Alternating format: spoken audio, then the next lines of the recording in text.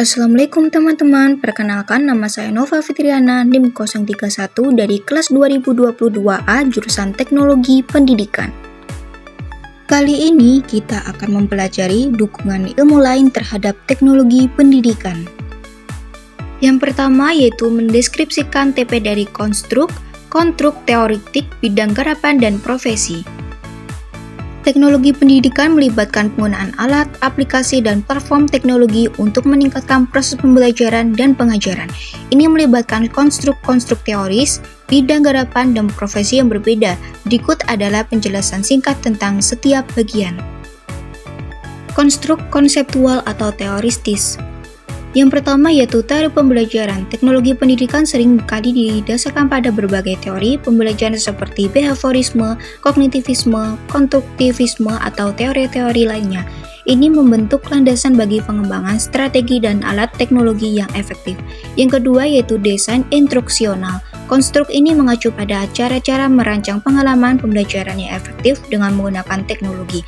Desain instruksional mempertimbangkan bagaimana menyusun konten, aktivitas, dan evaluasi dalam lingkungan digital untuk mencapai tujuan pembelajaran. Yang ketiga, yaitu model pembelajaran berbasis teknologi, seperti blended learning, pembelajaran terpadu, flipped classroom, kelas terbalik, atau pembelajaran jarak jauh. Model-model ini memadukan teknologi dengan strategi pembelajaran yang terbukti untuk meningkatkan hasil belajar. Yang selanjutnya yaitu bidang garapan. Yang pertama itu mengembangkan perangkat lunak pendidikan. Bidang ini mencakup pengembangan aplikasi platform dan perangkat lunak khusus yang dirancang untuk memerlukan pendidikan. Contohnya termasuk platform pembelajaran daring, permainan pembelajaran, game-based learning, atau aplikasi mobile untuk pendidikan. Yang kedua yaitu pembelajaran analitik. Ini adalah bidang yang memanfaatkan data dan analitik untuk memahami dan meningkatkan proses pembelajaran. Penggunaan data pembelajaran, pengajar dan desainer dapat mengidentifikasi pola, kebutuhan individu siswa, dan mengukur efektivitas instruksi. Yang ketiga yaitu virtual reality atau VR. Teknologi ini memberikan pengalaman pembelajaran imersif. Siswa dapat menjelajahi lingkungan virtual atau menambahkan elemen digital di dunia nyata, meningkatkan pemahaman konsep-konsep abstrak. Profesi. Yang pertama yaitu desainer instruksional designer. Profesi ini melibatkan pembuatan materi pembelajaran yang efektif dengan menggunakan teknologi. Mereka merancang kurikulum, modul, dan aktivitas pembelajaran online. Yang kedua yaitu pengembangan perangkat lunak pendidikan. Profesi ini fokus pada pembuatan aplikasi, platform, atau perangkat lunak pendidikan. Mereka memprogram, menguji, dan memelihara alat-alat teknologi yang digunakan dalam pembelajaran. Yang ketiga yaitu pengajar teknologi pendidikan. Para pengajar ini mengajar dan memberikan pelatihan kepada guru-guru tentang cara menggunakan teknologi pendidikan dalam mengajar mereka. Mereka juga bisa berperan sebagai konsultan untuk institusi-institusi pendidikan. Yang keempat yaitu peneliti pendidikan teknologi. Profesi ini berkaitan dengan melakukan penelitian untuk mengembangkan dan mengevaluasi efektivitas teknologi dalam konteks pendidikan. Mereka juga mempublikasikan temuan-temuan mereka untuk memperkaya pemahaman di bidang ini. Dengan konstruksi teoristik yang kokoh, perkembangan pesat dalam bidang garapan, dan peran profesi yang beragam, teknologi pendidikan terus berkembang untuk meningkatkan kualitas pembelajaran dan menghadirkan solusi pendidikan yang lebih efektif dan inklusif. Baik, kita berlanjut pada mendeskripsikan perkembangan teori 13, perspektif historis 13, teknologi pendidikan.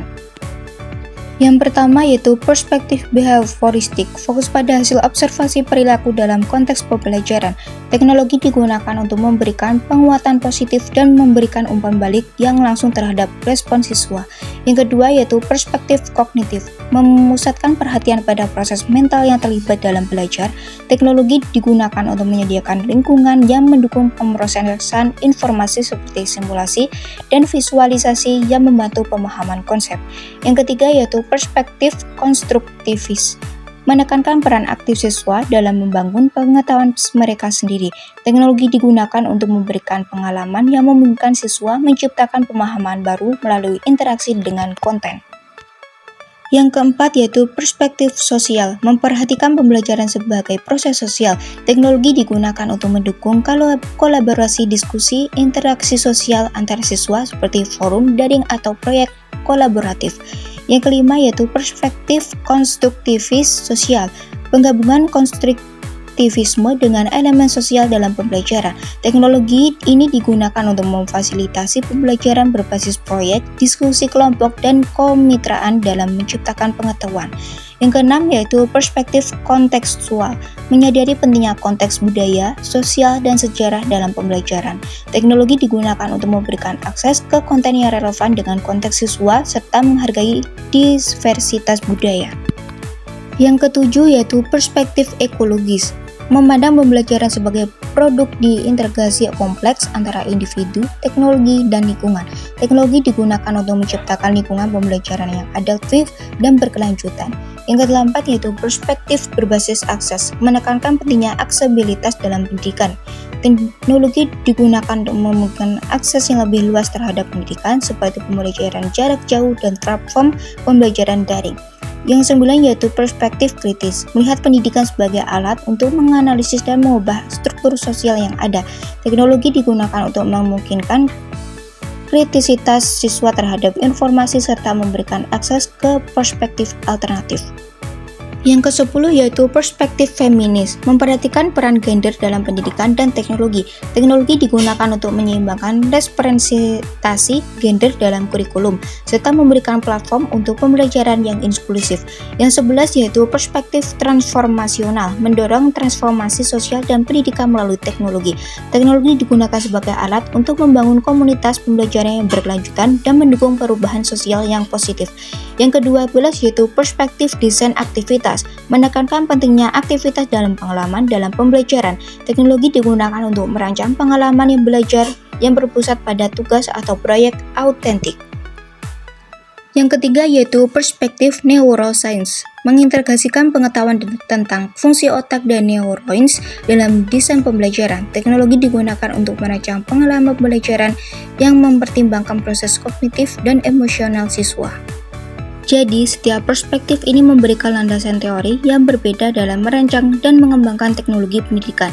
Dengan memahami berbagai perspektif ini, para desainer, pengajar, dan peneliti dapat membuat keputusan yang lebih terinformasi dalam mengintegrasikan teknologi dalam konteks pembelajaran. Dari penjabaran materi tersebut, semoga bermanfaat. Sekian, terima kasih.